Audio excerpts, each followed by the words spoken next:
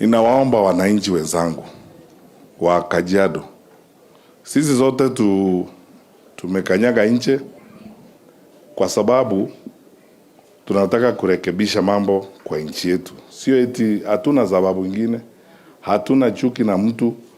Na vile mnajua sisi kwa Jubilee, kwanza vile Rais Kenyatta ametueleza, sisi tunataka kuwa watu wa mapenzi, watu wa amani, na tunaeneza injili ya kuishi pamoja kama nchi.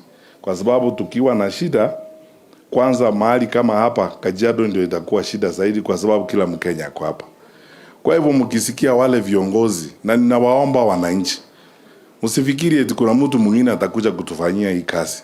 Hii kazi ni sisi tutajifanyia na tutajituma. Wale watu ambao wanaongea maneno ya kugawanya wananchi na kutuambia desturi, mambo story eti kuhusu Wakikuyu, kuhusu wa Maasai, sijui wa Kisii, wa Kamba, watu kama hao msiwakubalie wakaribie uongozi, kwa sababu watatuharibia nchi yetu.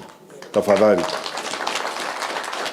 yeyote ambaye anaeneza, sisi tuko na marafiki. Nimekuja kwa hii mazishi na ndugu yangu anaitwa Bilali kutoka Mzambweni, huyu kiongozi wa Jubilee. Wakati tuliongea jana, wakati Rais Kenyatta alikuwa anatuweka sisi wote pamoja tutume hapa, hakusema anataka kutuma watu wa Narok ama wa Kajiado peke yake. Alisema anataka kutuma viongozi wa Jubilee wote, kutoka Pwani, kutoka hapa, kutoka Narok, kutoka Kiambu. Sisi ndugu na dada namna hiyo. Tuishi namna hiyo.